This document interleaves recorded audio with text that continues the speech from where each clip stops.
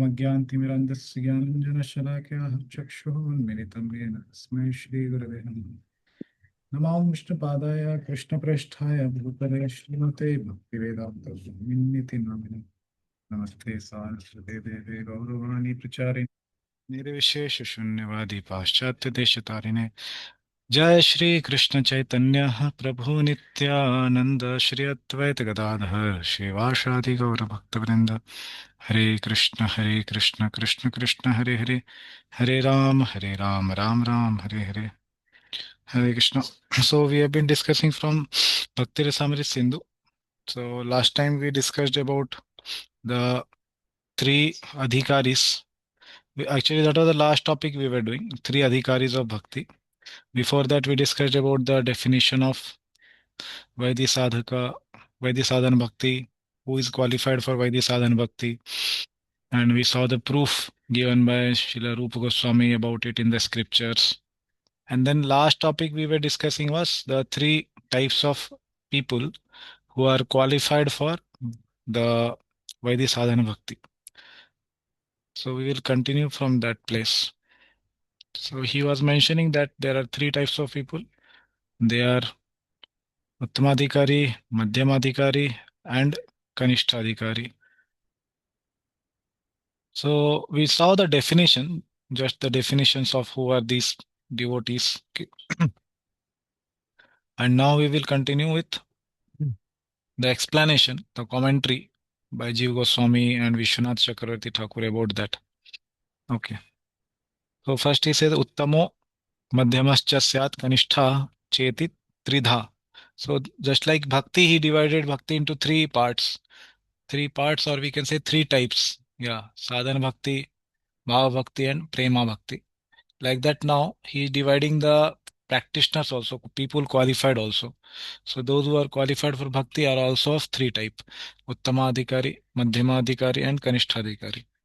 So on what basis they are called Uttama, Madhyama, and Kanishta? We just touched upon last time that they are called on the basis of their faith and their knowledge of the scriptures. So first uh, we saw Uttamadhikari.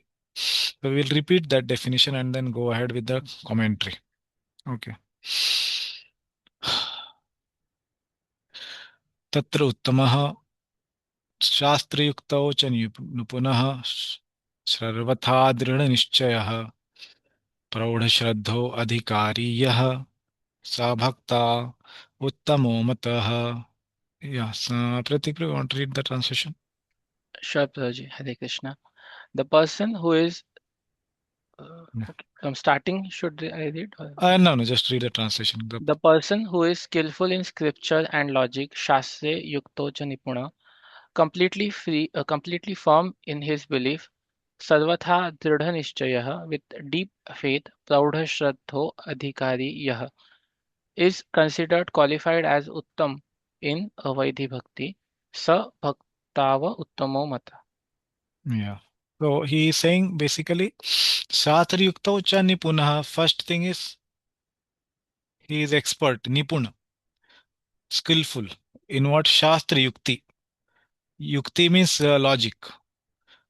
Logic based on what? Shastre.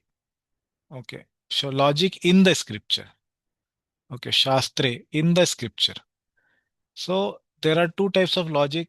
Logic which is independent of scripture, and second is logic which is based on scripture. Like we say, uh, in Bhagavad Gita, Krishna presents many opinions about what a person should do. First, he says that yat karoshi, yad ashnasi, yad juhosi, dadasi, yat tapasyasi kaunteya, tat kurushva madarpanam. Whatever you do, you just do it for my pleasure. Correct.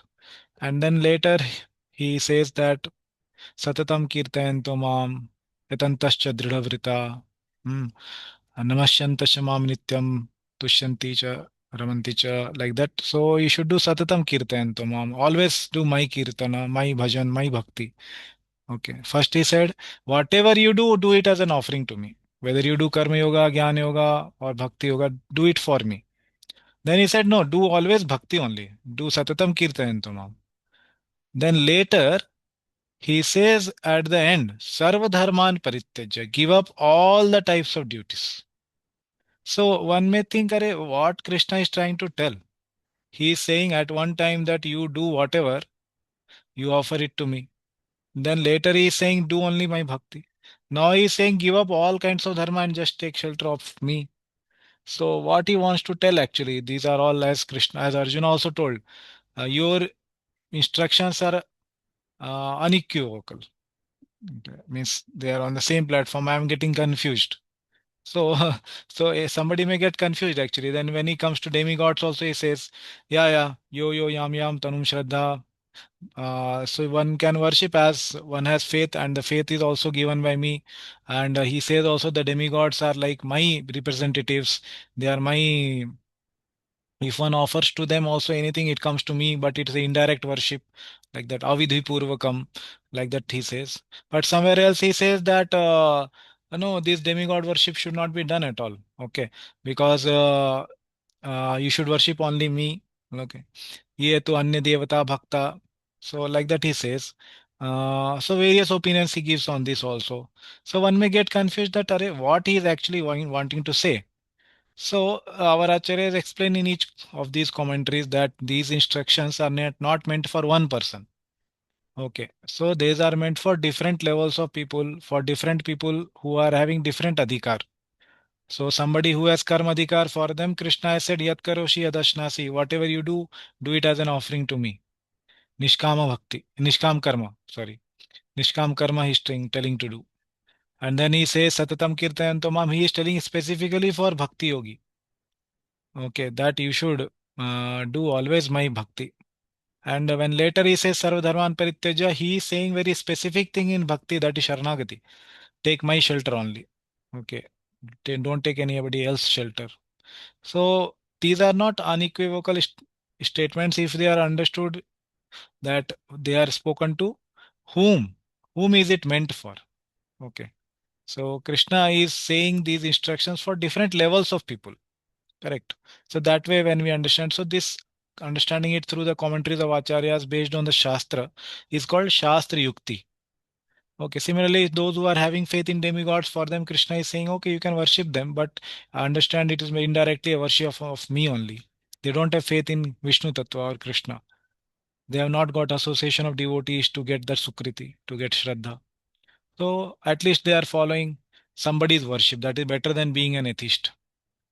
And then when he says to his devotees, he says that it is best to worship me only and not any demigods, like that. So when we understand based on the Shastra that these instructions are meant for whom, whether it is said sarcastically, some statements are told sarcastically, like in third canto, when four Kumaras visit the Vaikuntha, then Lord Vishnu is saying to them that I love the Brahmanas more than Lakshmi. Okay. So that is not true, but he's saying it in a sarcastic way, actually. Okay. And he is saying that, oh, for you Brahmanas, even I'm ready to lop off my hand, I'm ready to cut my hand. Okay. And all these things he's saying it in one way, it is true, but Acharya has explained that he is saying it in a sarcastic way also because they offended his devotees like Jay and Vijay. Okay, so when we understand what statement is being told sarcastically, which statement is told actually, which statement is for whom, which statement is told jokingly. Parvati understood Chitraketu's joke as a real statement. Then she cursed him. So it was taken not in a proper spirit. So when the statements of Shastra, we don't take in a proper context. We take it out of context. Like other day we were discussing, somebody was saying Nimatasya Adhikarita. Just by being a human being, one can be a qualified person for bhakti. Nimattasya Adhikarita. In that commentary itself, Acharya Jiva Goswami has written that this statement should be understood that one who has faith in bhakti only can be qualified as a human being to practice bhakti. Not that all human beings on earth are qualified to practice bhakti. So, when we take the statements in proper context, then we understand that yes, what is being told is actually making sense in the overall philosophy, the whole philosophy. So, that is called this whole thing, what I told is called Shastra Yukti. Okay. So like that, this is a separate like discussion, separate session itself. That what is Shastra Yukti. But I just gave few examples that we have to understand the things in proper context. Then only we will understand the overall philosophy, and then Shastra Yukti should be applied. Okay, we cannot be applying material logic. Okay, which may we may learn in our college or in our material studies. Those are useful to use it in reference to Shastra. If it is going out of reference of Shastra, or we are not going away from Shastra and then using the logic, then it will not make sense. Okay. So here Shastra Yukta, this is the first quality which is mentioned for a person who is Uttama Bhakta. Okay. He is Nipuna in this. To use logic based on the scripture. Okay. Not using uh, sophistry. Sophistry is like they also may use you can see later in Google what is sophistry. Is like trying to do cheat somebody by quoting some scripture or quoting half of the scripture, by quoting out of context of the scripture. This is called sophistry. Okay, Sophistry. Okay, so this is what should be avoided. Okay, one should himself first study the scripture properly and then actually try to understand himself. Then if one can teach, that is good. Okay, Shastriktocha Nipunah. So being Nipuna, being skillful. Okay, not in sophistry to cheat others, but in the understanding of the scriptures based on the commentaries of the previous acharyas in our sampradaya. Okay, so we should not take the commentary of somebody else who is not in our sampradaya and then try to understand our philosophy. From that commentary, you can understand that philosophy of that sampradaya. Okay, so one has to understand our philosophy by our sampradaya acharyas. Okay, so these are all different methods of Shastra Yukti. Shastra Yuktocha Nipunaha. Okay. And then second one he is saying Sarvatha Dridha Nishchaya. Always Sarvatha. Okay. Dridha Nishchaya. That means having sh- Dridha means something like determined. Dridhata. Okay. So here it's translated as having complete firm belief like that. Sarvatha Dridha Nishchaya. So this is the second quality mentioned of Uttama Adhikari. And then third quality is mentioned Praudha Shraddho. He is having very deep faith also in the scriptures. Okay. Praudha Shraddho. Okay. So these are the three. So among these, we can see there are two uh, classifications. One is based on the knowledge of the scriptures and using the logic skillfully based on the scripture. That is first. Okay. Or here we have mentioned it as second, knowledge of scripture. This is second. And then another category or the classification in this is the faith aspect. Okay. How much faith he has gained in the path of bhakti. Like Krishna Bhakti Kaile Sarva Karma Krit Hai. So how much is the faith in on this statement? Okay. So that everything is achieved by just doing Krishna Bhakti like that. So we will see in the commentary what Jiva Goswami is saying. Okay. So basically there are these two major classification we can say. One is about the faith and then second is about the faith is coming from where. Okay, what is the source of the faith? So in Madhuri Kadamni, our Vishwanath Chakra Thakur has told there are two types of faith, Balotpadita and there is Shastri Shraddha. Okay. So Balotpadita is that which is not based on scripture, and one may be giving up the process or the person whom he is following at any time he can give up because the faith is not based on scripture. And then second he explains is Shastra, Shastrarth Vishwashah, or the faith based on scripture. So there he explains that this is the Shastri Shraddha by which one can continue bhakti life after life. Okay. And if one goes back in this very life, very good. But one will not give up bhakti until unless he does very big aparad, very strong or very uh, aparad to a person or a very great devotee. Okay. So otherwise he can continue bhakti life after life like that. Okay, let's see the commentary of Jiva Goswami. Yes, Prabhuji, please read.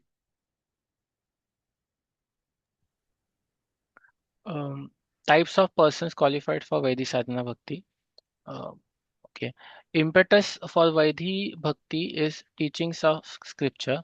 Thus, it may be concluded that the root cause of person's bhakti is faith in the content of scriptures.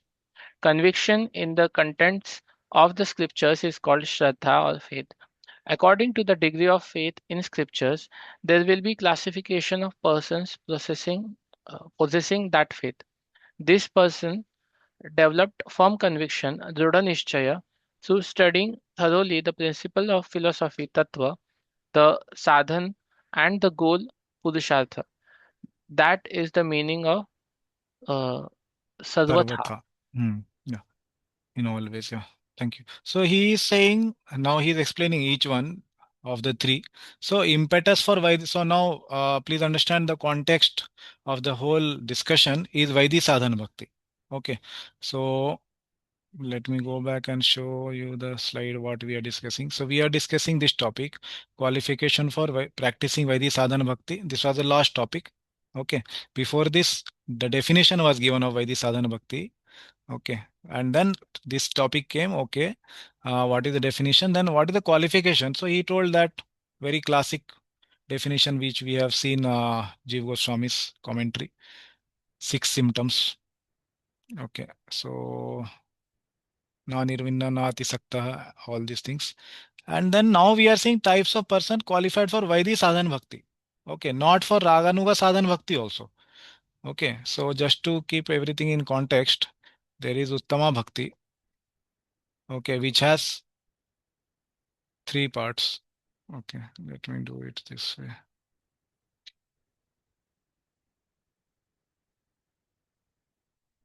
Okay, there is Uttama Bhakti, which Rupa Goswami has told as 3 classifications. Okay, we have Sadhana Bhakti, Bhava Bhakti, Prema Bhakti. This we saw last time. In the Sadhana Bhakti, we saw there are 2 classifications. One is Vaidhi Sadhana Bhakti and Raganuga Sadhana Bhakti. Okay. Now we are discussing only about Vaidhi Sadhana Bhakti. And among these, there are 3 types of people who are qualified. Okay. Uttamadhikari, Madhyamadhikari, Kanishtadhikari. Okay. We are discussing this only. Okay. So this should not be copied and pasted on Raganuga Sadhana Bhakti. Okay. One should not say Uttamadhikari, Madhyamadhikari and Kanishtadhikari are qualifications for Raganuga Sadhana Bhakti also. No, they are not. For that, different qualification will be given. Okay, that will be told Lobha, greed. Okay, and we will see what are the classifications for that. Okay, so please keep this in mind that we are discussing only about Vaidhi Sadhana Bhakti. Okay, now coming back to this commentary. So he's saying impetus for Vaidhi Sadhana Bhakti is teaching of scripture. Okay, Shastre Sashanenev Shastrasya Savaidhi Bhakti Uchyate. Right. Sashan of the Shastra.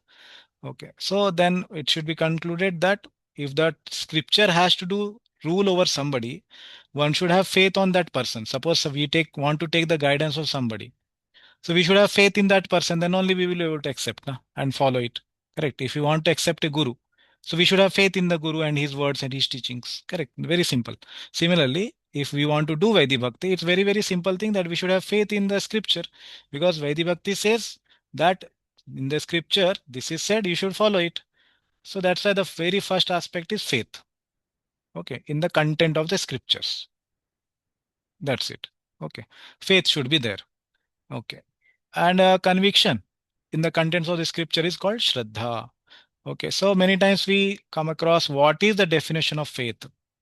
Okay, so this is the definition of faith. And this is the most qualified definition, most we can say extensive, most bona fide definition of faith. Okay, why? Because this is given by Jiva Goswami himself. Okay. Shastra Artha Vishwasha. This is what Sanskrit commentary says for this line. Okay, Shastra Artha Vishwasha iti Shraddha. Okay, Shraddha means Shastra के अर्थ में विश्वास होना. Okay, understanding first what is the scripture saying, that is the first thing, and then having faith in the right understanding of the scripture, not blind faith. Okay, blind faith is not called Shraddha. Blind faith is called blind faith only. Okay, Shraddha is here what is said. Shastra Artha Vishwasah. First, getting to know what is the Artha of the Shastra. Okay, what is the meaning of the scripture? How do we know? By using our own mind and intelligence? No, by the commentaries of the acharyas, understanding from them what is this shloka meaning, what is this statement meaning. Okay, this looks to be out of the overall philosophy. What is commentary on this? So we can understand Shastra Artha, and then having Vishwas on the Shastra Artha is called Shraddha. Okay, so this is very, very important statement. Okay, conviction, Vishwasha in the contents or the artha of the scriptures. Okay, like that. According to the degree of faith now in the scriptures, there will be classification of the persons possessing that faith. Okay, so last time we saw what are these classifications? Uttama Bhakti, sorry, Uttama Adhikari. Okay. First is Uttama Adhikari. So Uttama Adhikari, the faith is highest. Okay, let's say this is faith, the degree of faith. Then we have Madhyamadhikari. His level of faith is little lower. Okay, this Uttamadhikari is called with the word Prauda Shraddho Adhikari. Yaha. Okay, the word used for Uttamadhikari is Prauda Shraddho. Okay, Madhyamadhikari, Prauda word is not used. Okay, Sarvatha Dridha Nischaya, like that is said. And then last is Komal Shraddha, that is Kanishtha Okay. Yo bhavet komal shraddha sa kanishta nigadyate. Okay, like that. Very, very soft or tender. Yeah, tender is the right word. Tender faith, yes. Okay. So that is Kanishtha. He also has faith, otherwise he will not be qualified, right? He also has faith, but the faith is very tender. He can be easily swayed away. Hmm. So these are the classification made based on the level of faith the person has. The person developed firm conviction, Dridha Nischaya, through studying thoroughly the principles of philosophy, tattva, the sadhana, and the goal. Okay, tattva is what? Sambandh gyan. Okay, this is Sambandh gyan. Okay, Jiva tattva. Okay, then Bhakti tattva. Okay, six tattva: Jiva tattva, Krishna tattva, Prema tattva, and so like that it's mentioned in Chaitanya Charitamrita. I don't remember the shloka. So that refers to Sambandh gyan mainly in this context. Okay, and then among those six, the Abhideya part is here. Okay, Prema Tattva will be here, goal, the Prema, the Prayojana, Prema Tattva. Okay, so then there is Bhakti Tattva. So Bhakti Tattva is Abhideya. Okay, and other remaining Jiva Tattva. Then there is knowledge about Prakriti, Jiva, and Bhagavan. Okay, these three will be coming into this. That is the Sambandha Gyan. Okay, so the firm conviction is there, developed through studying the scriptures thoroughly. What do we study in scriptures? These three majorly: Sambandh Gyan, Abhideya Gyan, and the Prayojana. Okay, Prema Pumartha Mahan. Okay, like that, Prayojana. These three things mainly we study. In broad category, we study these three. Okay, so thoroughly studying the scriptures, these three things which are present in the scriptures, and having firm faith in that. Okay, this is the meaning of Dridha Nischaya term in the shloka. Okay, so just like we discussed Shastra Artha Vishwasa iti Shraddha, Shraddha is having faith in the meaning of the scripture. So like we can see in this commentary itself. So every word of the shloka is being explained in the commentary. What is the meaning of Dridha Nischaya? This is the meaning. What is the meaning of Shraddha? This is the meaning. Okay, and Sarvatha, this word is there. Okay, what is the meaning of this word? Because the one word can have multiple meanings.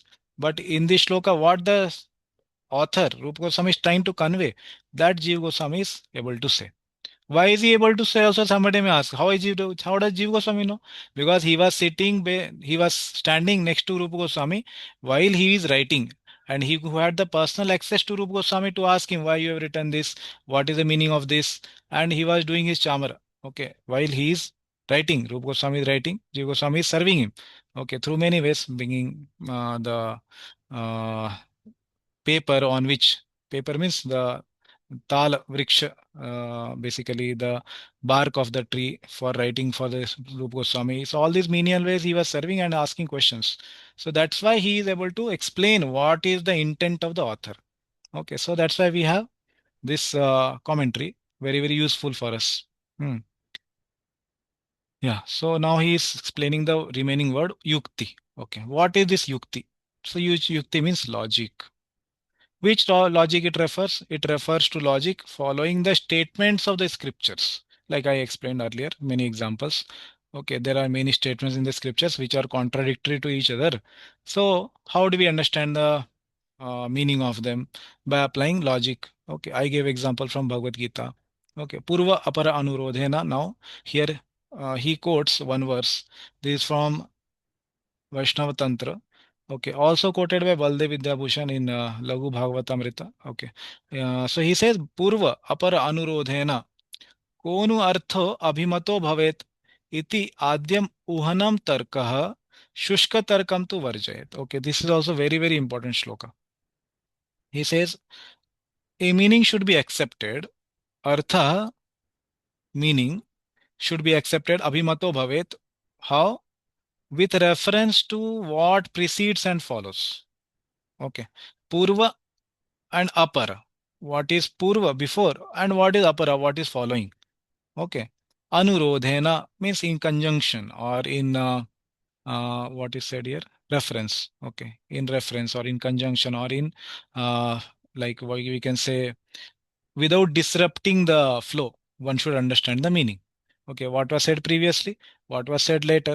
Like many times we have seen, sometimes some people take out one statement of an interview and then they put it in the YouTube or put it in the shorts.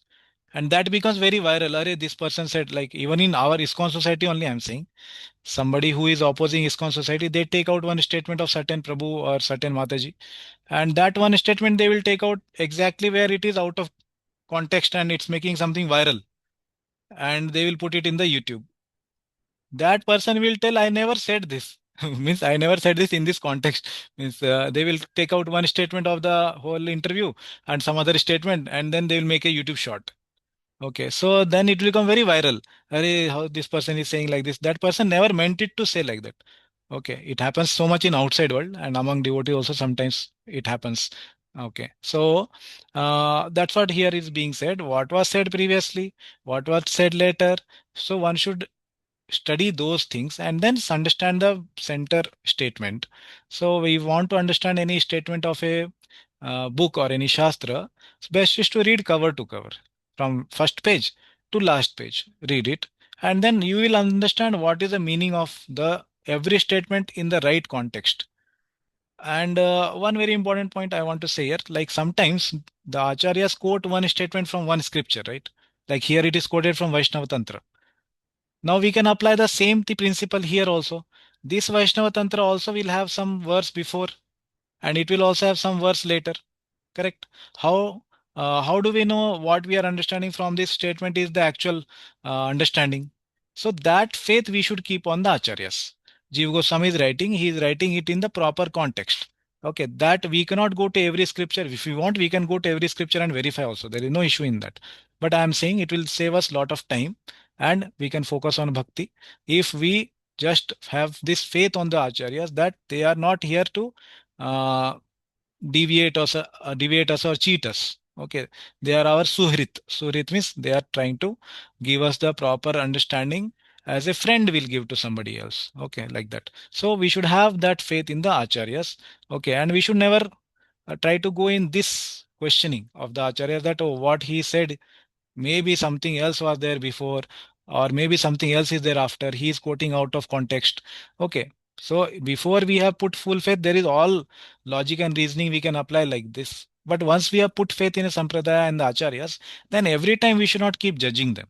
Okay, just like a spiritual master, before we accept initiation, there is a time period, 6 months, 1 year. You can see the speech, activities, conduct of the spiritual master. If it is befitting and you want to accept in a spiritual master, you can accept. If not, then you can see somebody else. But after accepting a spiritual master, that is not considered good. That you keep checking whether he is a good standing or what. So many things one keeps doing.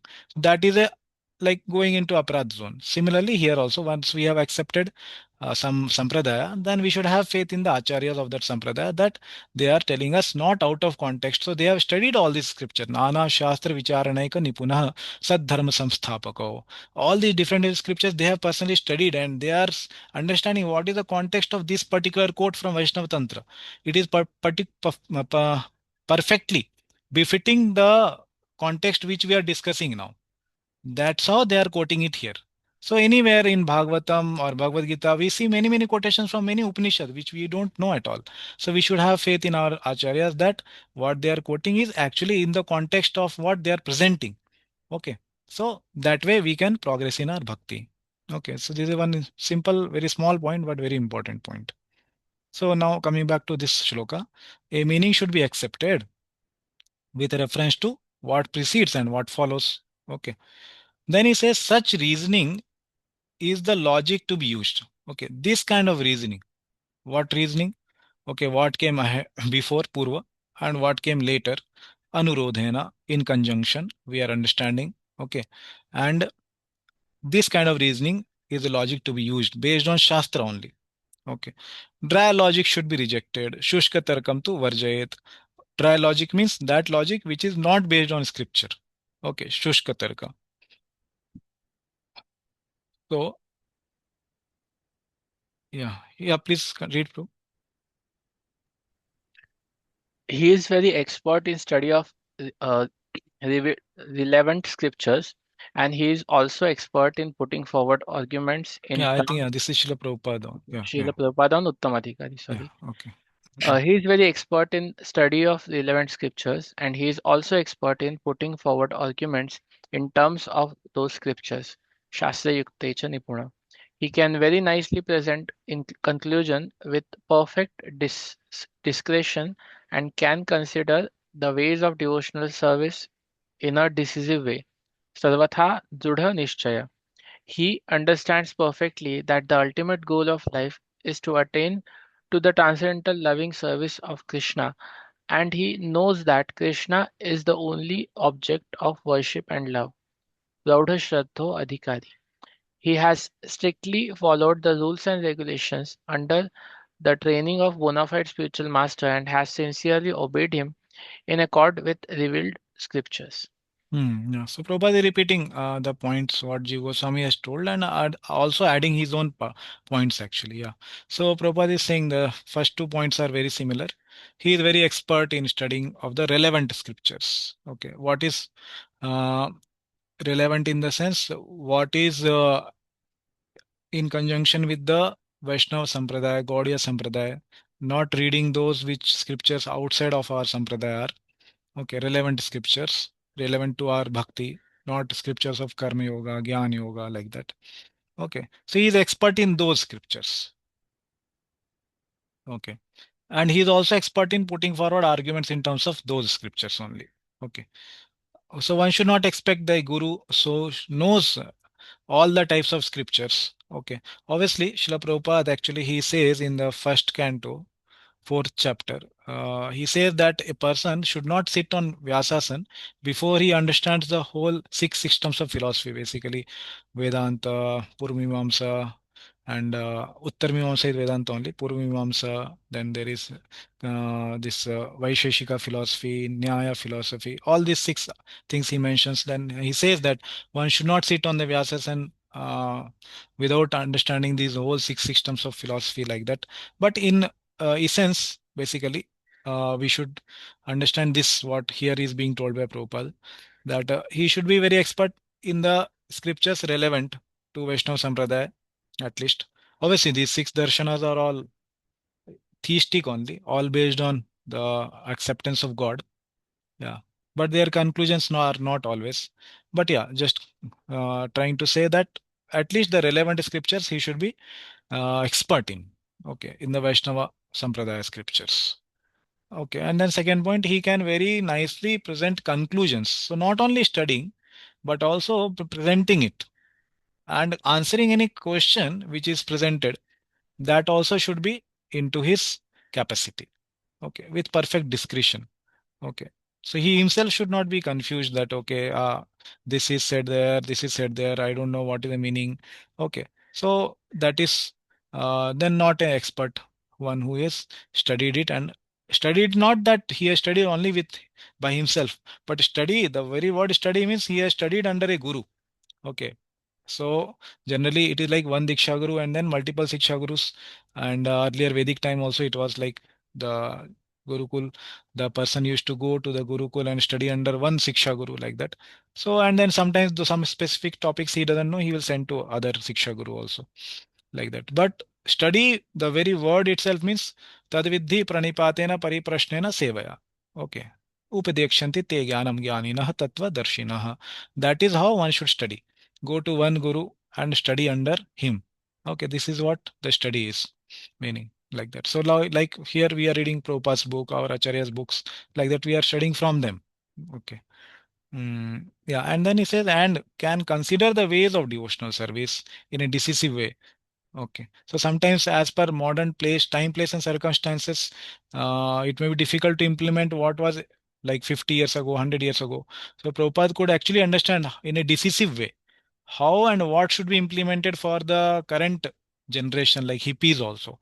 So he told you should chant 16 rounds every day at least, follow four regulative principles. So if we go 200, 300 years ago, then these four regulative principles may not be so much nicely told in the Sampradaya at the time of initiation. But Prabhupada made it very decisively that it should be there. And then they should take a vow of chanting 16 rounds, all these things, then morning program.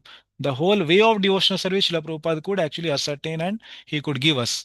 Okay, and then he said also that our movement will go for Lord Chaitanya's movement will go for 10,000 years like that.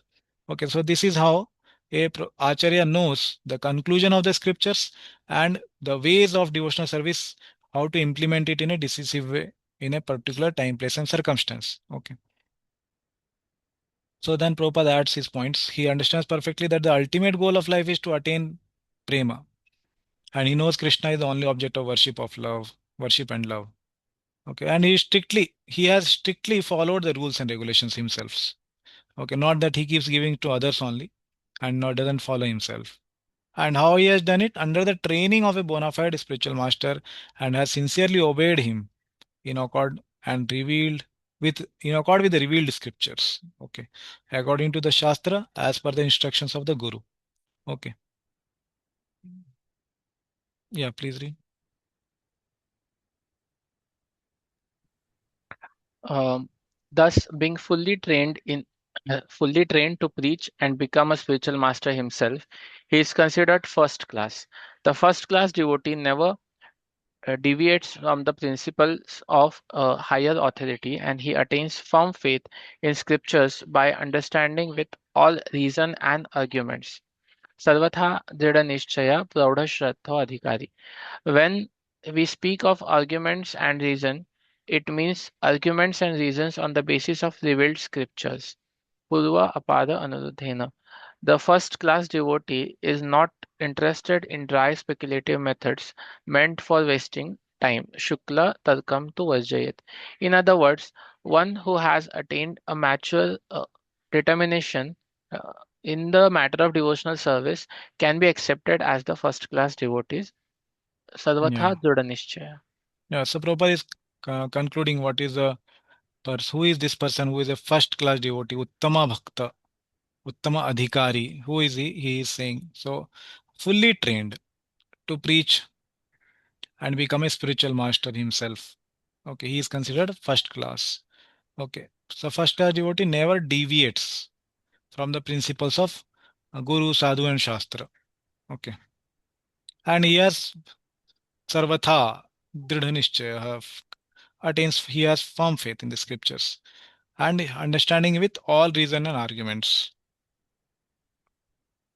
Okay, and then he says all reason and argument means that one is understanding scriptures through various angles, like Krishna is considered like Chintamani jewel.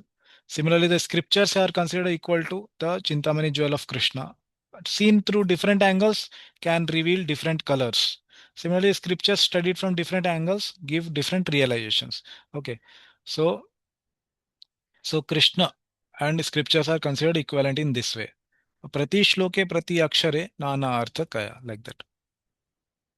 And when we speak of arguments and reason, yukti, logic, it means arguments and reason on the basis of scriptures. Okay. Purvapara anurodhena. So first class devotee is not interested in shushka tarka, okay, dry logic. And that why is not interested? Because that is a means to waste time only. Okay. And he says in the conclusion that one has who has attained a mature determination, sarvatha dridha nishchayaha, in bhakti, he can be accepted as a first class devotee. And in a subtle sense, Prabhupada is also saying a spiritual master should be on this level, basically, this Uttamadhikari level. And the same thing he confirms in NY 5. Okay, we have read once that purport. You can see the last paragraph of it. Okay, and Prabhupada says this part. Okay, in the last paragraph, that how a spiritual master actually should be.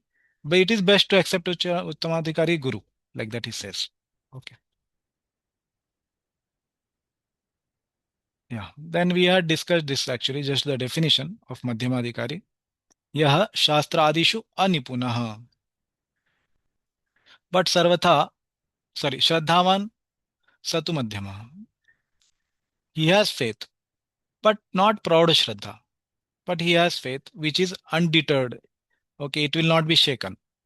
He may not be able to answer all the questions and make everything in proper understanding and answer, or make it like uh, resolve all contradictions. Yeah, he will may not be able to resolve all contradictions of the scriptures, but he has sufficient faith and study of the scriptures that he will not give up bhakti. Okay, that will come in the commentary. Okay, but he is anipunah.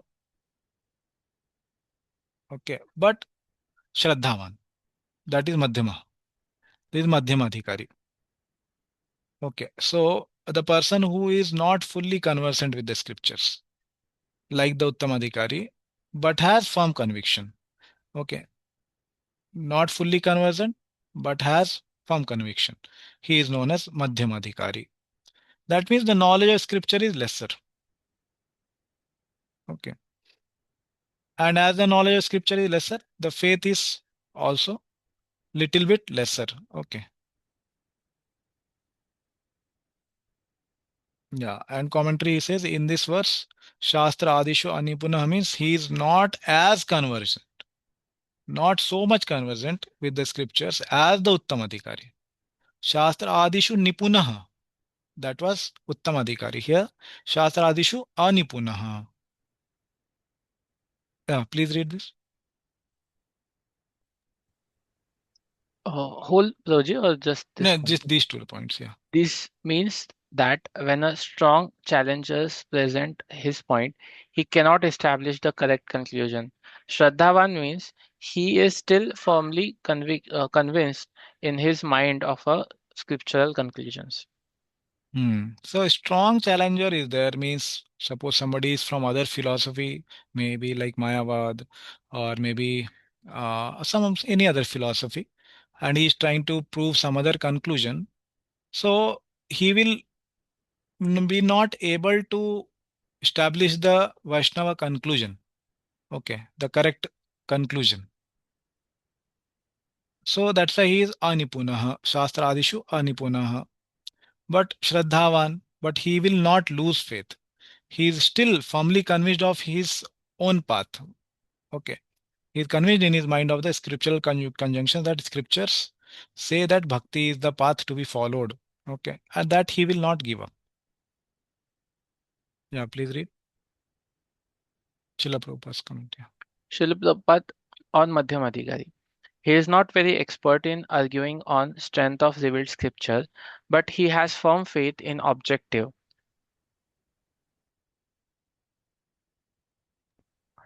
The purport of this description is that The second class devotee has firm faith in the procedure of devotional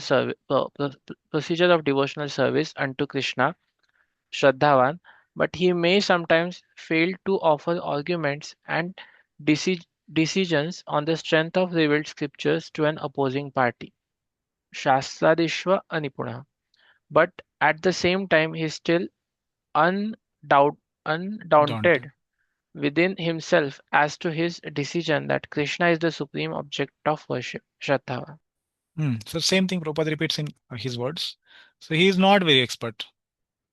Okay, Shastradishu anipunaha. Very not very expert in what? Arguing on the strength of the scripture, revealed scriptures, Vaishnava scriptures. But he has firm faith in the objectives, in the objectives given in the Vaishnava scriptures like that. And then again he says the purport of this description is that second class devotee has firm faith, Shraddhavan, but he may sometimes fail to offer argument. Same thing what Jiva Goswami said. Okay. And decisions on the strength of revealed scripture to an opposing party. But at the same time, he is still undaunted. He is not deviated or undeterred within himself as to decision that Krishna is supreme object of worship. Okay, so that path of bhakti he will not give up. Krishna is a worshipable object that he will not give up. Okay, and then Kanishtadhikari, we had seen the definition. Yo bhavet komal shraddha. Sa kanishto nigadyate. He is called, nigadyate means he is called. Okay, please read this translation. He who has weak faith, ya bhavet komala shraddha, because of even less knowledge of scriptures than the Madhyamadhikari implied, is called the Kanishtha. So Kanishtha Nigadyate. Yeah, so he has weak faith, komal shraddha, tender faith. Okay, because of why? Why he has? Because less knowledge, even less knowledge. So here from this whole definition, we can conclude that as one has lesser knowledge of the scriptures and lesser realization also we should add actually to that. Okay. So why lesser realization? Because sometimes the devotee has read and understood the scriptures in the past life.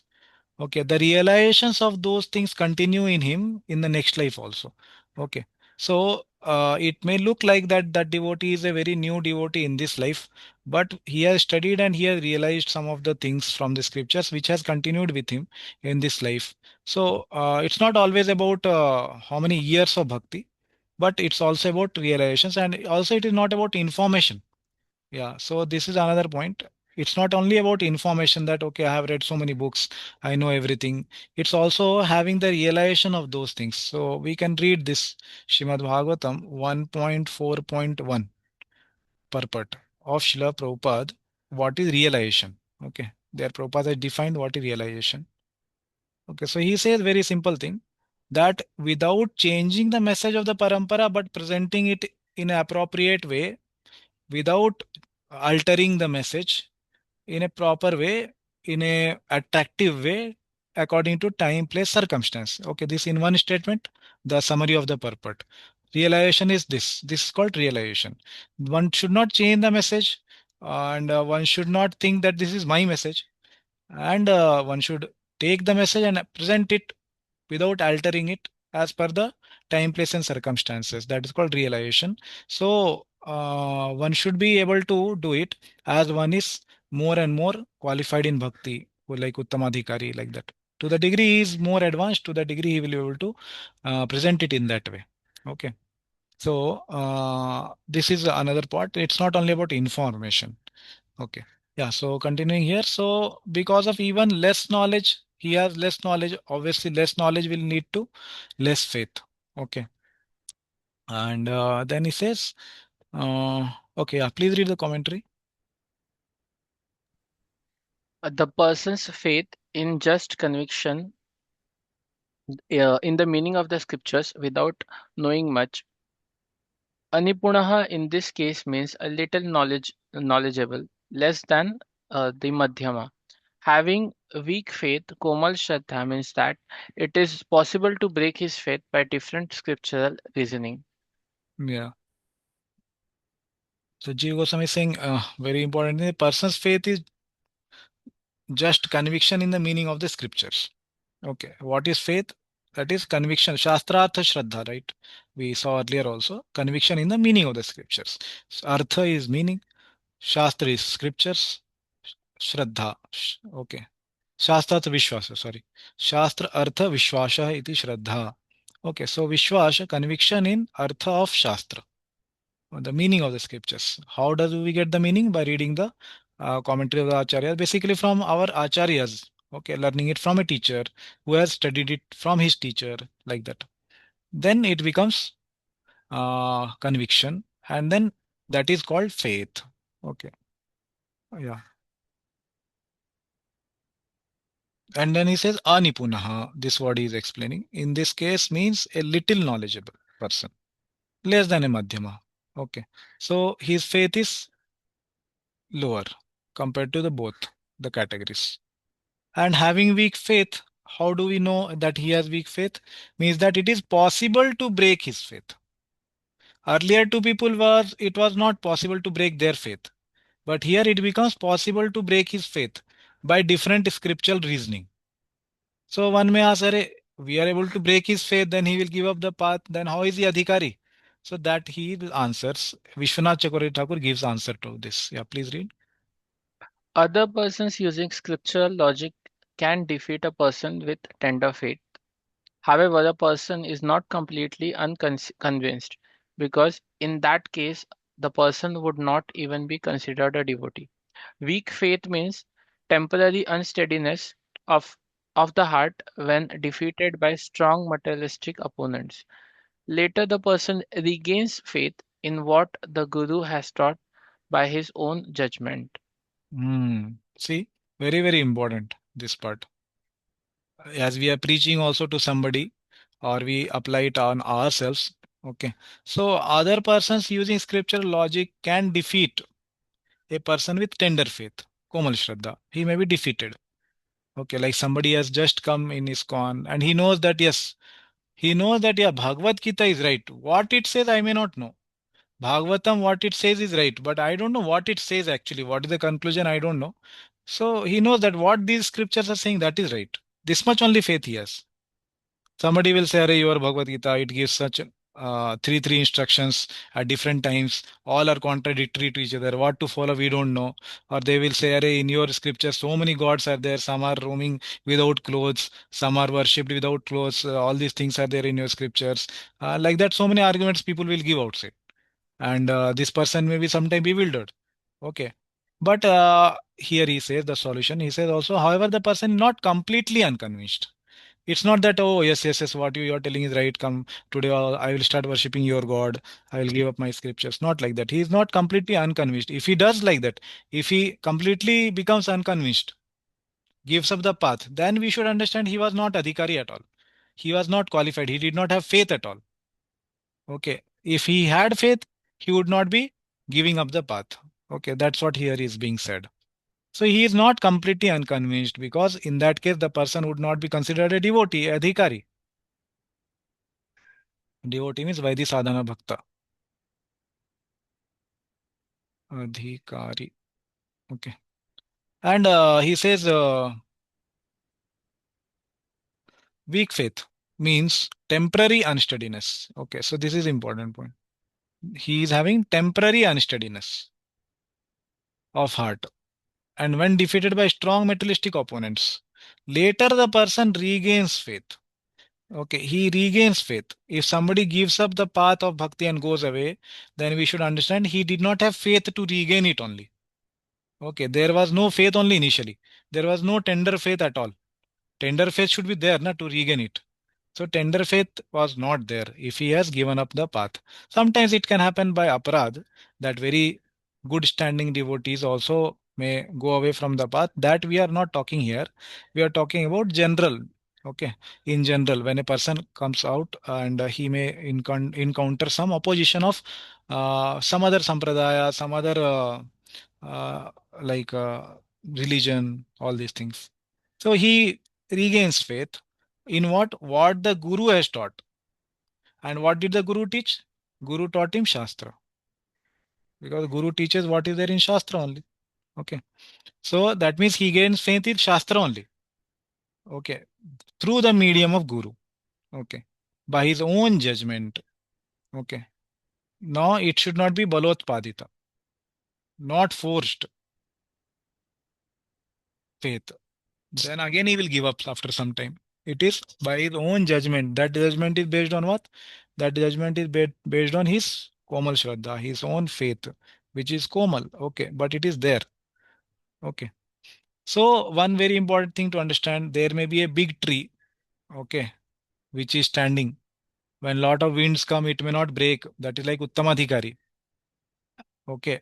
But this Komal faith, this person may be like a small, just a small plant with some two leaves now just coming up. But that may need fencing on the sides. Correct. That may need fencing. So this is like the Komal faith person. Okay, needs to be protected. So while we are doing preaching, and we may have some people whom we are trying to preach, they may be new. So for them, we should try to, because we are responsible for their bhakti, we should try to protect them. And when they grow little bit, then we should give them sufficient freedom to explore also. Okay, by their own judgment, they should be able to accept the path. So now here, another thing is that we have to understand both are made up of wood. Okay. What is that wood? Wood is Uttama Bhakti. Okay. Both are same material. Whether it is small plant or it is big tree. Both are content is Uttama Bhakti only. One should not think, Are Komal Shraddha, he is mixed devotee. No. Otherwise, he would not be qualified for Uttama Bhakti at all. Okay. Both are of the same category. Like earlier, Narottam Das Thakur gave example from Prem Bhakti Chandrika. He said, the mango which is unripe is like sadhaka. And ripe mango is like the siddha, like that. Okay, who is has attained bhav, prema, like that. So both are mango only, not that one is orange, other one became mango after some years. Okay, so this is very important point, that the Komal Shraddha person also has the Uttama Bhakti faith only, but it is Komal. That is the only thing. It is very, very weak and tender. Okay, so these are Jiva Goswami's points. Yeah, please read this point from Srila Prabhupada. Srila Prabhupada on Kanishtha. The neophyte or third class devotee is one whose faith is not strong and who, at the same time, does not recognize the decision of the revealed scriptures. Yo bhavet komal shraddha. The neophyte's faith can be changed by someone else with strong arguments or by an opposite decision. Yo bhavet acha, okay. Unless the second class devotee Unlike. Unlike the second class devotee, who also cannot put forward arguments and evidence from the scripture, but who still has all faith in the objective, the neophyte has no firm faith in the objective. Thus, he is called the neophyte devotee. Yeah. So Prabhupada is explaining now. Neophyte, the word he has translated Kanishtadhikari as neophyte or third class. Okay, is one whose faith is not strong. Okay, weak faith. Okay, his faith is not strong. Komal Shraddha. And who at the same time does not recognize the decisions of the revealed scripture. Okay, he may not know what the conclusion of Bhagavad Gita is. Sarvadharan Parityaja, he might not know why that is the conclusion, what is the meaning of it. He does not know. Okay, but he knows what is the given in the Bhagavad Gita is right. The content of Bhagavad Gita is good. It's correct. The neophyte's faith can be changed by someone else with strong arguments. This Jiva Goswami and Vishwanath Thakur also told. Okay, or by an opposite decision. Okay, but Madhyama and Kanishtadhikari, that does not happen.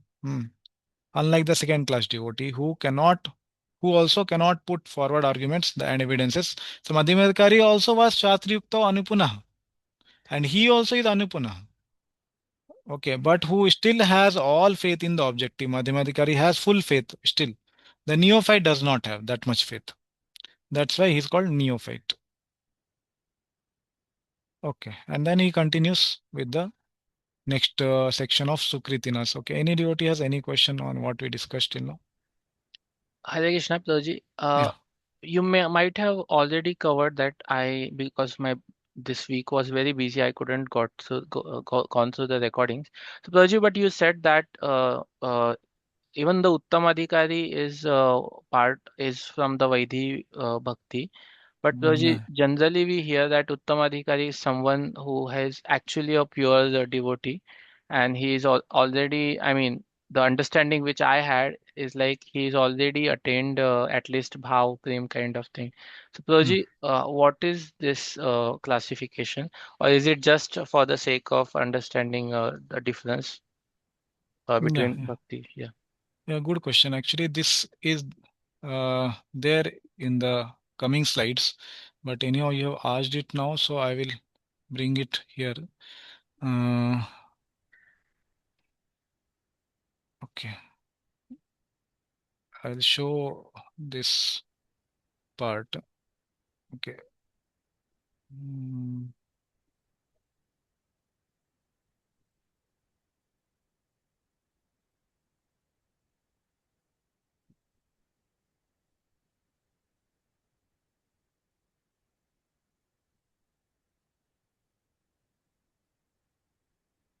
mm. Is it visible? Yes. Okay. Yeah, so this is Srimad Bhagavatam. What you are saying that generally we hear Uttamadhikari is a pure devotee. That definition comes from Srimad Bhagavatam actually. And that's a different definition. Sarvabhuteshu yah pashyed. 1 minute. Yeah, Sarvabhuteshu yah pashyed. Bhagavad bhavam atmanah. Bhutani bhagavati atmani esha bhagavat uttamah. Who is Bhagavat Uttamah? Who is Uttama among all the Bhagavatas? Bhagavatas means those who have the Bhagavan Bhaga, possessor of Bhaga as his their own deity. Okay, so Bhagavata. Okay, so Bhagavata Uttama, devotees basically. Bhagavat is devotee, Uttama is the highest among all the devotees. Who is that? So he says, Sarvabhuteshu yah pashyad Bhagavad Bhavam Atmanah. So Sarvabhuteshu among all the people, he yah pashyad, he sees. What does he see? Atmanah, the soul of all souls. That is Supreme Personality of Godhead, Krishna, Bhagavad Bhavam. The Bhagavan, he is able to see in everybody's heart residing, the super soul. Consequently, he sees systematically everything in relationship to the Supreme Lord. Okay, so he says that Sarvatra haya nija Ishtadev Sfurti. Okay, Chaitanya Charitamrita also it says. Okay, everywhere he will see. Okay, ना देखे तार मूर्ति. Okay, स्थावर जंग देखी Mm. जंगम देखी ना देखे तार मूर्ति. सर्वत्र है निज इष्ट देव स्फूर्ति. So स्थावर or jangam, whether he will see moving, non-moving things, na dekhe tar murti. He does not see their physical forms. Okay, so he sees what? Sarvatra haya nij Ishtadev Sfurti. He sees in them, he is Ishtadev. So like that is this person, Bhagavad So very high level person who is at the stage of like Bhav or Prem. Okay, Bhava to Prem. Okay. So the definition which you said, na, this he is a pure devotee in the sense perfected devotee basically, Mm. and he is at the Uttamadhikari of Shrimad Bhagavatam. Okay, Bhava to Prem. Whereas just like we have, let's say, one word can have different meanings in different contexts. Okay, this we should be able to understand, or different books also. Let's say. Okay, let's say the bhakti scriptures, when we say bhakti, we understand it is bhakti towards Krishna. Mm. When that bhakti word will be used in some other scripture where, let's say, Shiva is God or some Devi Upasana is being told, when their bhakti word itself is coming, the bhakti word itself will have some other meaning to some other person. Similarly, we can see in the material world also, like a word can have different meaning in different places, different things. Okay, like that. So in that same way, we should understand that this among the bhakti scriptures also, when we say different scriptures having the same word, it could be the same meaning also. Like prema word, it can be it's the same meaning. That is love of God among all the scriptures. Okay, there may be some exceptions, but generally it is considered same. But this word, like Uttamadhikari, In Bhagavatam, it is different. In NY, nectar of instruction, the meaning is different. And NOD is the same meaning as nectar of instruction because the author is same. Okay, so the definitions are same there. Okay, and then Chaitanya Charitamrit, two places, two different definitions are there. Okay, like that. So yeah, these are the places. And what I'm trying to convey is the same thing, that Uttamadhikari word, we should not take it as a standard meaning among around all the scriptures of even our Bhakti Gaudiya Grantha. Okay, it can have different definitions in different books. Like one another example we will just come across in next few sessions is Rag. We will define Rag. Rag in general means what? Attraction. If we read anywhere else, it generally refers to, if we heard na Raga Dvesha. Correct. Raga means what? It's attraction to material object actually. But when we will read in Bhakti-Rasamrita Sindhu, Rupa Goswami chooses his definition. He says Rag is attraction towards a person who is situated in Vraja. That way he will define. Okay. Rag is is a thing. Ishte paramavishtata. Okay. That is complete absorption into his ishta. Paramavishta. Fully absorbed into his ishta. That is called rag. And that is present only in Vrajavasi. He will define like this. So it's not a dictionary basically. We have to understand NOD is not a dictionary where we are defining few words which will be applicable everywhere. It's not that way. It's a book which is trying to teach us rasa. Okay, rasa, bhakti rasa amrita sindhu. So the definition given in this book can differ from other books. Okay, so it's good you asked. So Uttamadhikari here, like we can see Madhyamadhikari in Shrimad Bhagavatam again. Okay, just let me clarify here before we go there. So the Uttamadhikari of NOD, when we are saying, so he is among these three, can you tell which one is? Is he sadhaka, sadhana bhakti he is doing? Is he doing bhava bhakti? Is he doing prema bhakti? At which level it is? He is in NOD, the Uttamadhikari. Sadhana bhakti, I guess. Sadhana bhakti, right? He is in sadhana bhakti stage. This is Uttamadhikari of NOD. Whereas Uttamadhikari of Bhagavatam, he is not doing sadhana. He is from bhava to prem. Correct. Which is not the case with Uttamadhikari of NOD. Okay. Just to clearly make it stand out that they are actually nowhere even having any intersection. Okay. Completely they are different. Okay. One is spanning from Shraddha to Asakti, Sadhana Bhakti. Okay. Let's say Nishtha also. Okay. Sadhana is like suppose let's say till Nishtha or Asakti. But surely not Bhava and Prem is not sadhana because Rupa Goswami himself defined three categories. Okay. So does this answer your question? Yes, Prabhuji. It is a matter of terminologies between, I mean, how better we can explain. So, Prabhuji, one follow-up question. So, when we understand the topic of choosing a guru, so that time also we discuss the definition of Uttama Adhikari, and sometimes they say at least he should be Madhyama or Uttama. Sometimes there is this discussion. So, Prabhuji, while choosing the guru, I mean, what we should be, I can understand that whatever is available, the best we should go there. But what is the standard? What is the standard for the guru if we are surrendering to him? Should he be the Uttamadhikari following the definition of NOD, or should he be the from Bhagavatam? We read once NY 5, the purport at the end. Yeah. So, okay, we can read again. Okay, because I don't want to answer myself. Okay, I just want to just repeat what Prabhupada has told.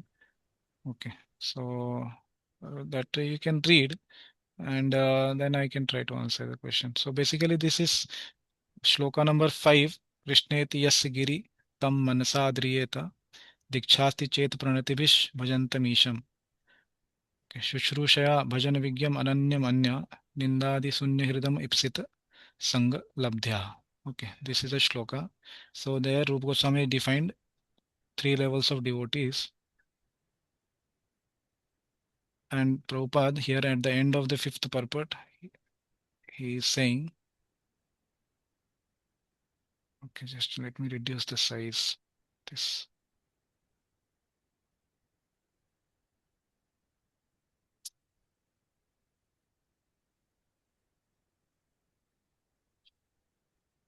Okay, yeah.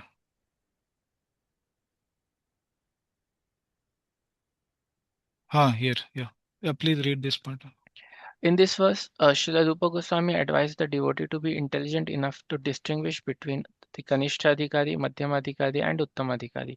The devotee should also know his own position and should not try to imitate a devotee situated on a higher platform. Srila Bhaktivinoda Thakur has given some practical hints to the effect that an Uttamadhikari Vaishnava can be recognized by his ability to convert many fallen souls to Vaishnavism. One should not become a spiritual master unless he has attained the platform of Uttamadhikari. A neophyte Vaishnav or a Vaishnav situated on the intermediate platform can also accept disciples, but such disciple must be on the same platform, and it should be understood that they cannot advance very well towards the ultimate goal of life under his insufficient guidance. Therefore, the disciple should be careful to accept an Uttamadhikari as spiritual master. Yeah, so this purport you can read fully to understand this last. Obviously, we are reading the last. The whole purport you should read to understand what Prabhupada actually means here. Okay, so he is recommending that a devotee should accept Uttamadhikari as a spiritual master. Okay, disciple should be careful to accept an Uttamadhikari as a spiritual master. Okay, so Rupa Goswami advises the devotee to be intelligent enough to distinguish. How to distinguish? That is given in the shloka, that three levels of devotees: Kanishta, Madhyama, and Uttama. So one who is Krishneti Yasigiritam Manasadriyata, one who is just chanting the Harinam. Then there is Diksha, second initiation. Diksha Tichet Pranati is Bhajan Tamisham. He is doing bhajan of Bhagwan. Bhajan includes Archana. Okay, Navavida Bhakti, Archana. That means he is worshipping the deity. His second initiation. And then after that, there is Sushrushaya Bhajana Vigya. Okay, one should be serving Sushrusha. Whose one should do? Who is Bhajan Vigya as well as Ananya. He is not having any other things or any other path he is trying to follow other than Bhakti, Ananya. And Bhajan Vigya. He should be knowing the path of Bhakti very well. Okay, Bhajan Vigya, Ananya Manya, Anya Nindadi Sunya Hridam Ipsita Sangha. And he should be free from critiquing others. Okay, Anya Nindadi Shunya. Okay. Sangalabdhya. To their association, we should desire, either through hearing or physical vapu or vani. So that's what spiritual master of the Uttama level is. So Prabhupada has recommended that. And one very important thing, Prabhupada told, Vaishnava can be recognized. Uttamadhikari Vaishnava can be recognized. How? By his ability to convert many fallen souls to Vaishnavism. Okay, this is a very good thing which we can see also. Okay, but we should not rely only on this. Okay, because as we discussed earlier, the qualifications of Uttamadhikari, like who is at the stage of Bhava, who is at the stage of Nishtha, these are described in Madhurya Kadamini. We have discussed multiple times.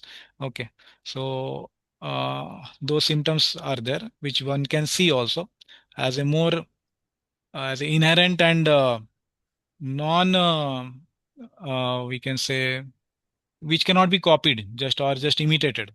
Okay, like that. So the to answer that question which you are saying, one should be intelligent enough to choose Uttamadhikari as a guru. That's what Prabhupada is saying in this. Okay. Is it okay? Yes, Prabhuji. I will read this, Prabhuji. If I have any other questions, I'll next Yeah. So class. yeah, your question was like coming from NOD, Yes. Uttamadhikari, right? Okay. Yes. Yeah. So basically, NOI and NOD both are written by Rupa Goswami, and he is using the same terminology here. Uttamadhikari here, even though he has not mentioned the term Uttamadhikari, but Prabhupada has chosen to use it. But it's the same terminology which is coming among the two books. Okay. Yes. Understood. Prabhuji. Yeah. Thank you. Yeah. Dayame Devaki Mataji, you want to ask anything? Yes, Prabhuji. Yeah. Prabhuji, Prabhuji, I just want to understand this thing. Bhakti Rasamrita Sindhu book, when we were understanding the goals for which Rupa Goswami has written this book, was to define the terms which is being used for bhakti, like Uttamadhikari and all. So, Prabhuji, why this I'm just trying to understand because as we just see that in Srimad Bhagavatam, Uttam Adhikari is in Bhava and Prema stage, and in this NOD, Uttam Adhikari is considered to be in even in sadhana stage.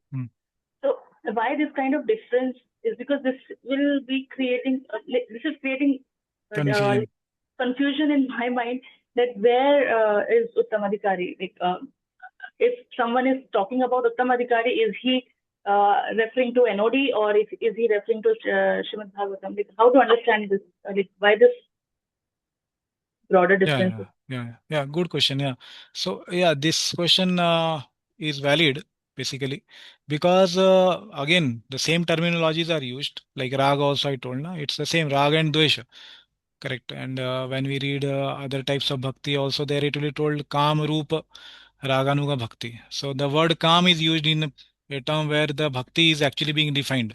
So why the term kam is being used?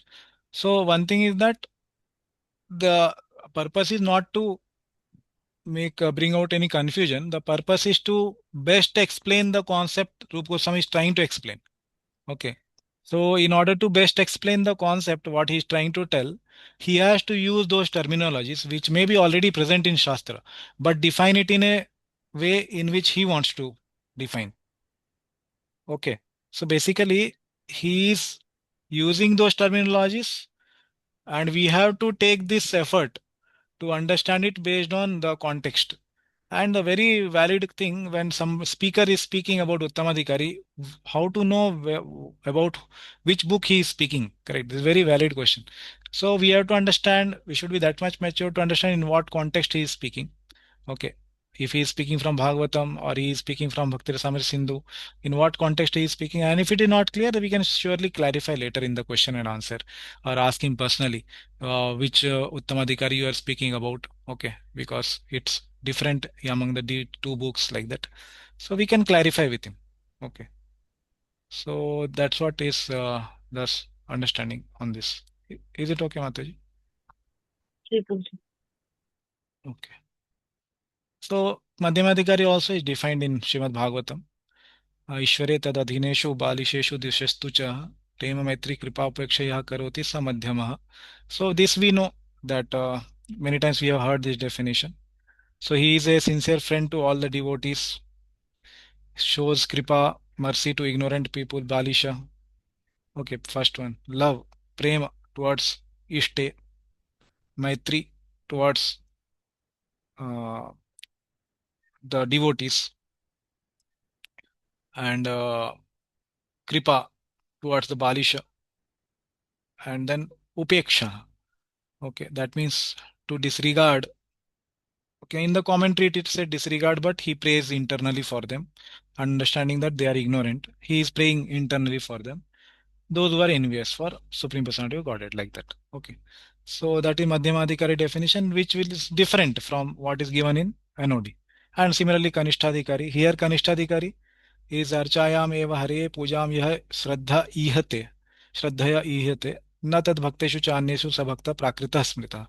So prakrita bhakta is called like a neophyte devotee again, but who faithfully engages in the worship of the deity in the temple, but does not behave properly toward other devotees or people in general.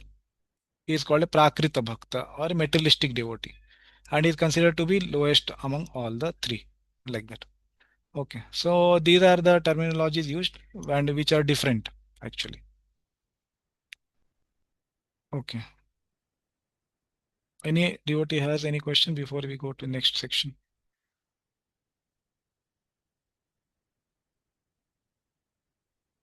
Okay, so I will take 5 minutes break. I have to call somebody. Okay, I'll come back in 5 minutes. You can maybe pause the recording. Okay, and then we'll continue. Okay, na? There are four type of Sukritinas. So what category do these four Sukritinas they belong to? So he is saying that. So now understanding why this question is being asked. Till now what is described? Vaidhi sadhana bhakti. What is definition? What is qualification? And who are the three types of people qualified? Uttama Adhikari, Madhyama Adhikari, Kanishta Adhikari. This much we have understood. Next he is going to talk about, like we have a exercise na, in any book. Okay, these all topics are taught. Now tell me this thing belongs to which category. So like that, Rupa Goswami is making like us do a exercise like that. So he is saying now in the Gita we know that there are four Sukritinas described, and last time we discussed this 7.16.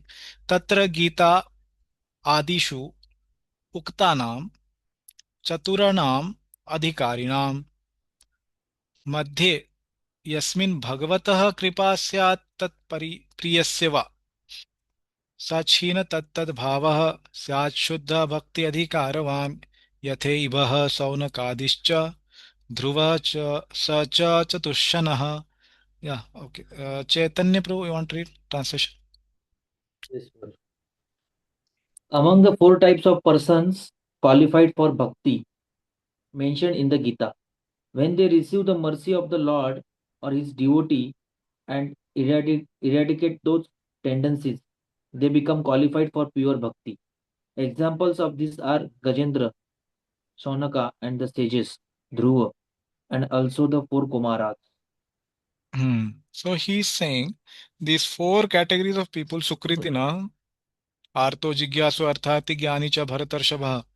Okay, Chaturvidha Bhajante Mam, Jananam Sukrito Arjuna.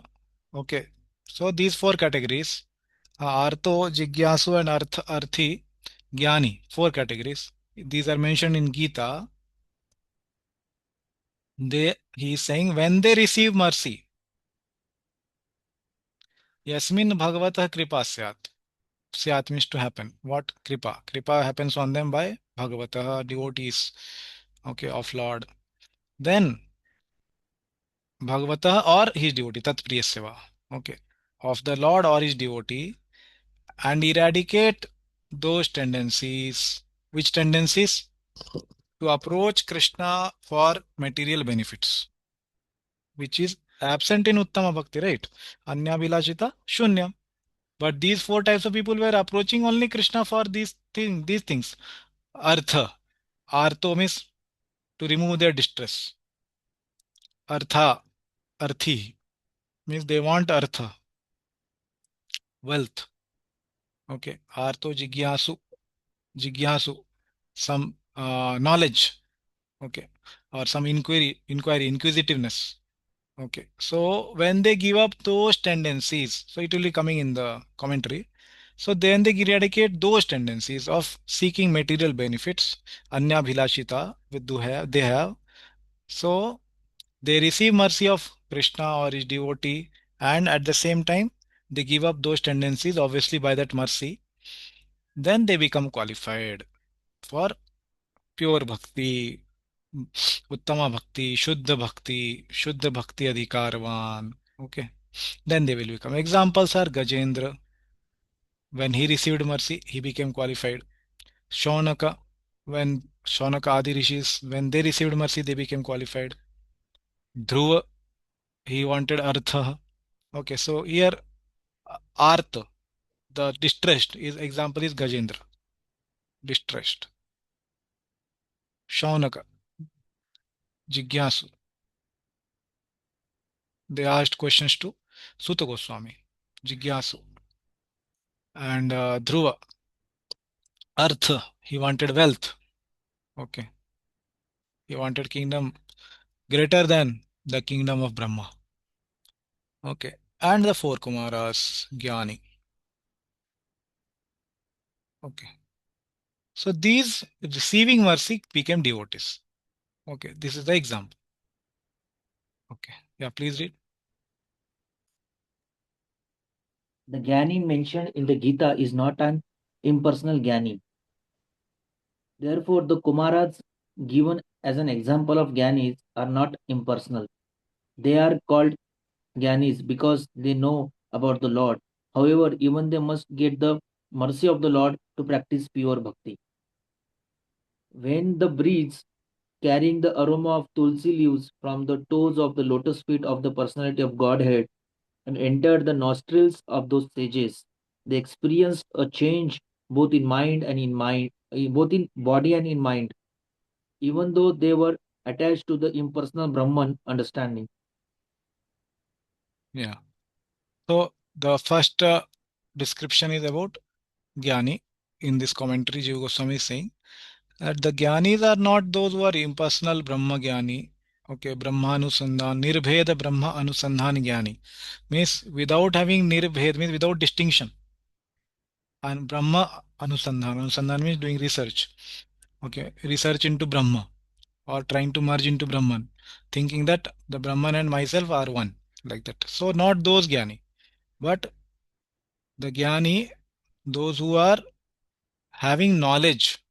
Okay, that's why Krishna says among all these tasmat jnani, among all of these the jnani is most dear to me. Why? Eka bhakti vishishyate. Next slok only he says that eka bhakti vishishyate, because he is one pointed in bhakti. That means this jnani is who later became a devotee by the mercy of Krishna or his devotees. That jnani is being addressed here, not impersonal brahma jnani who is desiring to merge into Brahman. Okay, that should be understood here. And then he quotes this verse, which we know. Yeah, continue. Rupa Goswami has mentioned the example of the Kumaras as Gyanis to show the superiority of pure bhakti over Jnana. Vishwanath Chakravarti Thakur classifies them as Jnana Mishra Bhaktas who attend Shantarati. Actually, they should be understood as example of Vedi Bhakti being called Jnanis only because of some similarities. The Artha and the Arthati are those interested in short-term solutions. If a person wants a long-term solution, a deeper solace from grief, or a deeper type of happiness, he will become a jigyasu, inquiry after truth in pursuit of his relief from suffering or attainment of happiness. Yeah. So here he is saying, Rupa Goswami mentions about the Kumaras as Jnanis. Okay, to show superiority of bhakti. Even Sukdev Goswami many times he is given as the example. Okay, that how he was fixed into impersonal Brahman, but later became a devotee. Sarvam Bhattacharya, he is given as an example. He was also very great philosopher actually. And he was from the Nyaya, not Nyaya, I don't remember. Yeah. So basically, from there he became a devotee. So Vishwanath Chakravarti Thakur is saying actually one important point that they can be classified as Gyan Mishra Bhakta. Means as we discussed earlier, they are Bhakta only, devotee. Means major part is Bhakti in them and little bit Jnana is there. Okay, that portion is there. So who attain Shantarati, like four Kumaras. So actually they should be understood as examples of Vaidhi Bhakti. And some of these Jnanis, by getting mercy of devotee, Jnana Mishra Bhakta, can become Uttama Bhakta. Okay, by mercy of Uttama Bhaktas, devotees mercy or Krishna's mercy, they can become practitioners of Bhakti as Vaidhi Bhakta. So then also they may be called as Jnanis because of their past. So this is explained in the commentary of the 7.17, 18, 19. These all verses you can read. Vishwanath Thakur and Baldev Vidyabhushan. There he explains that he is called Jnani because he is coming from the background of a Jnani. Like that one argument is given. Also Ramanujacharya also says. Because he is coming from that past. So like Suta Goswami. He is from the family of Suta. Suta means the chariot driver, like that. Basically, one who is not among the first four classes, Brahman to Shudra, but outcast, like that. So he is still being addressed as Suta, even though he is the greatest speaker of the Bhagavatam, like that. Okay, so like that, they are coming from some past, so they are being called as Jnani, like that. Uh, that also one argument is given. Only because of some similarities, also here it's being said. Okay. Artha and Artharthi are those interested in short-term solution. Artha, distress, they want to remove the distress. Artharthi, Dhruva Maharaj, they wanted some wealth, like that. And later, by association of devotee, they became pure devotees. Yeah. Jigyasu is one who is behind not these short-term problems, how to remove suffering and how to get money, but how to remove Janma, Mrityu, Jara, Vyadhi, these big questions he has, Jigyasu, inquiring after truth. Okay, like that. So, uh, relief from suffering or attainment of happiness. Okay. Yeah, please read this. There are three types of Gyanis: those with knowledge of the Lord's powers, those with the knowledge of the Lord's sweetness, and those with the knowledge of both. The Sukritina refers to possessing good fortune of gaining faith by association with the great devotees, which causes impression of bhakti. The first three types of persons may or may not have that Sukruti. If they happen to have Sukruti, then they worship the Lord. In the case of Gyani, however, it is certain he has Sukruti because he can only become knowledgeable of the Lord from such Sukruti. Thus, he definitely worship the Lord. This is the meaning. So he is saying about Sukritinaha. It refers to possessing good fortune. How did this good fortune come? This came by association with great devotees. Okay. Brahman Brahmite kono bhagyavan jeev. Okay. Guru Krishna prasade pai bhakti lata bija. So like that he got. And what is that association giving? It causes impressions of bhakti, agyat sukriti. Okay. And by that what happened? Gaining faith. And ultimately they gained faith. First three types of persons may or may not have sukriti. Okay. So he is specifically telling about Jnani.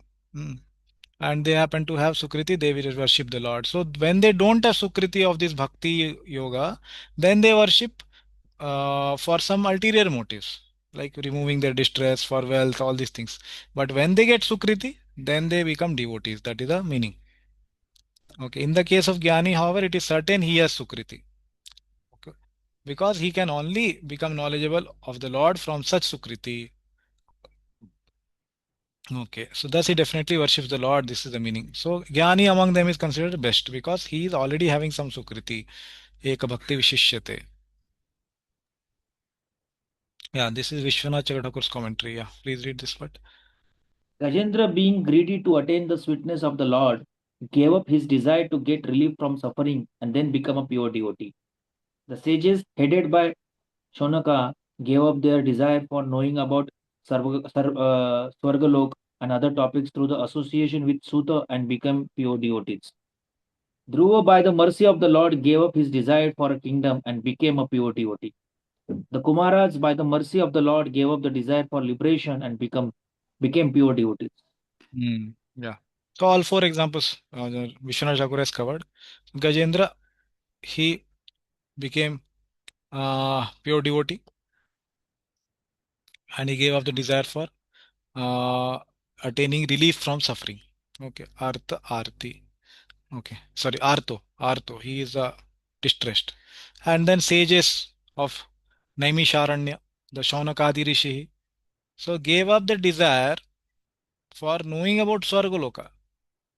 So they were actually having this purpose of doing sacrifice for thousands of years.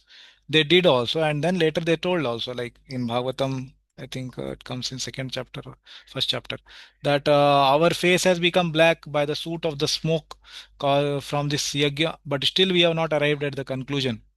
So then Suta Goswami arrives, and then they are speaking to him that we want to know the ultimate truth now, like that. So by the association of Suta Goswami, they attained highest devotional service, Uttama Bhakti. Association of Suta became pure devotees. Otherwise, before that, they were doing some yajna. Okay, and then Dhruva, he is given example. Okay, he wanted a kingdom, but later he told, I don't want it. I just want to serve you. And Kumaras, by mercy of Lord, they gave up the desire for liberation and became Shantarati devotees. Okay. Yeah, I think this is Prabhupada's Prabhupada comment. enforced Yeah. Sukritinas. Further classification of the neophyte devotee is made in the Bhagavad Gita. It is stated that there are four classes of men, namely those who are distressed, those who are in the need of money, those who are inquisitive, and those who are wise, begin devotional service, and come to the Lord for relief in the matter of their respective self-satisfaction. Such beginners can be elevated to the second class or first class platform if they associate with the pure devotees. Srila Prabhupada gives the same four examples of Dhruva Lord, Gajendra Lord, Shonaka Sutha, and Kumara's Lord. Yeah, so same example as given by Vishwanath Jalakur. He also gives, obviously Rupa Goswami is given in the verse only. Okay, so such beginners or neophytes can be elevated to the Madhyama or the Uttama platform if they associate with the pure devotees, like that. Hmm. Yeah, read this. These four type of devotees have all been accepted as pious. Without becoming pious, Ajan, Ajanta Agyat Sukruti, Sukriti. Agyat Sukruti, Hmm. no one can come to the devotional service. It is explained in Bhagavad Gita that only one who has continually executed pious activities and whose sinful reactions in life have completely stopped can take to the Krishna consciousness. Others cannot. Without pious activities, if a man is in a distressed condition, he becomes an agnostic, a communist, or something like that.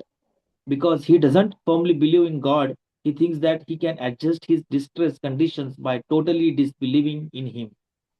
The less intelligent or those whose intelligence has been taken away by the spell of Maya are attached to the different demigods.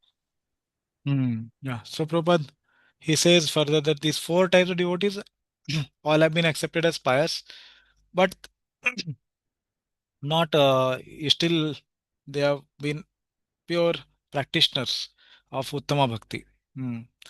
So why without becoming pious, Agyat Sukriti, without having Agyat Sukriti, no one can come to devotional service. So it's not that piety leads to devotional service. Okay, we have to understand what is meaning of this word pious. This pious word, like in Bhagavatam, it says that Sakham Vijahruhu Krita Punya Punja. So these cowherd boys, they have attained so much of pious credits that they are playing with Krishna now. Okay, that verse. There, the word punya is used. So there our Acharya's comment, this punya is not ordinary punya. This punya is bhakti krita punya. Like sometimes we can say doing vrata on Ekadashi. These externally look as some punya activity, but actually they are angas of bhakti. Okay, so these are not material piety. That we should not confuse it as material piety can lead to bhakti. No, that is not possible. Only bhakti can generate bhakti. Only angas of bhakti can generate bhakti. Okay, so Prabhupada sometimes he says, until unless one is intelligent, one cannot take up bhakti. We should not think Prabhupada is meaning material intelligence. Otherwise, all scientists should have been devotees. Okay, it's not material intelligence. The intelligence he is talking about is spiritual intelligence, which is gained by association of devotees in past life, this life. Whenever he gets the association of devotees, he gets Agyat Sukriti. That Agyat Sukriti is sometimes translated as piety, sometimes as intelligence, all these many terms. But it's all not material. Okay, like that. So that we should keep in mind. And here he is saying it is explained in Bhagavad Gita that one who has continually executed pious activities, again pious activities, and whose sinful reactions in this life have been completely stopped. Yesham tu antagatam papam jananam punya karmana te dvanda moha nirmukta bhajate mam dridhavritah. So that shloka Prabhupada is quoting. Yesham tu antagatam papam jananam punya karmana. First their pap should have stopped, then punya karma should have been there. Tesham, for them only, Dridhavrita Bhakti will be awakened. Okay, so in that commentary also it is said actually it is not that to take up to bhakti one has to remove all the sinful reactions and sinful habits and also do pious activities so that one can do bhakti.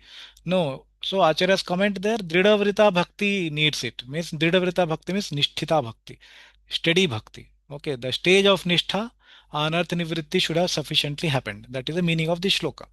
Okay, so we have to understand in that context. Okay, that sinful reactions are completely given up only at the stage of nishtha. Completely means sufficiently given up threshold, so that one can practice devotional service steadily. That is the meaning. Pranashta prayeshu abhadreshu is said, na prayeshu. Almost like that. So that's the commentary of this verse. Yesham tu antagatam papam. So Prabhupada is here saying in that way that these pious activities and sinful reactions should be given up. Okay, so they should have been completely stopped. Then one can take up to Krishna consciousness. Which Krishna consciousness? Nishtita Bhakti. Okay. Others cannot. Okay. So even if we take in the general sense also to take up bhakti, like Prabhupada, obviously, he preached to hippies also, we can see, and current times also, all of us and many of the devotees, maybe coming from a background which may be very sinful, but yeah, they get the determination to give up the four illicit, four regulatory principles which they may be breaking earlier. Like hippies, it is said they were breaking all the four regulatory principles. Hmm. And every day. So Prabhupada could give them the determination to give up those sinful habits. So to some degree, obviously, they have to give it up to enter into bhakti also. And they will automatically give up. That's why first of all we tell, start chanting. Okay, no, no, no, I cannot chant. I'm actually eating meat. I'm actually drinking wine sometimes. All these things I'm doing. So we say, no, no problem. You first start chanting. So because when they start chanting, then what happens is they get the determination. Okay, and then they can give up the avidya. So it's very, very important that we give them positive thing first in preaching, rather than telling them first you give up your negative things, then only I will tell you bhakti. Okay, it doesn't work like that. Okay, so we can see how Narad Muni preached Dhruv Maharaj. He did not say that yes, yes, you should give. Actually, he said that this all things actually are okay. I don't exactly remember the conversation, but he said that okay, this you take some other goal. So Dhruv Maharaj said either you tell me the answer to this question, otherwise I am going. Okay, so Narad Muni actually preached him, and many other examples also in Bhagavatam we see that Narad Muni actually preaches in a way that he does not tell them first give up your attachments. First he gives them the path of bhakti, then they themselves practice that path of bhakti, and then they themselves become purified actually. So this is very, very important in our preaching also, that we should tell them positive things about bhakti, give them prasad, give them kirtans, whatever their interest is. We should try to give them attractive things in that direction. When they take up to that anga of bhakti, they do it, then automatically negative things that will go away. Okay. Sham Vaishruyamanayam Krishna Param Pure se Bhakti Utpadyate Pumsa Shokamaya Shokamoha Bhaya Apaha. So as soon as the bhakti comes, Shruyamanayam, they hear about the bhakti. Shoka Moha Bhaya Apaha. They all are extinguished like that. Okay, just 1 minute. I'm getting one call.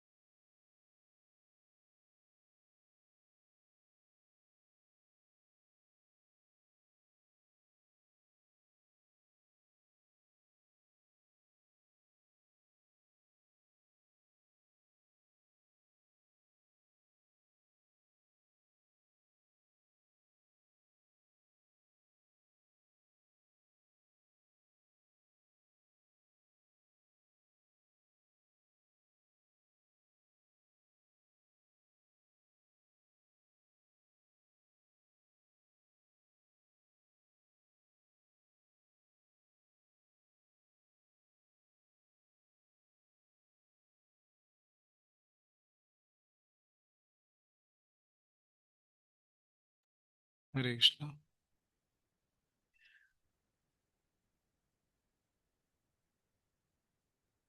Okay, anyhow, we completed this topic. So today we'll pause here. Okay, and tomorrow we'll continue from this next topic, desires for bhukti, mukti, they obstruct bhakti. Okay, next week, tomorrow we will continue with this. Okay, Srila Prabhupada की जय, श्रीमद श्री भक्ति रसामृत सिंधु की जय, श्री जीव गोस्वामी की जय, श्री विश्वनाथ चक्र ठाकुर की जय, श्री रूप गोस्वामी की जय. हरे Krishna. Thank you, Prabhuji. Hare Thank Krishna. you, Hare Krishna.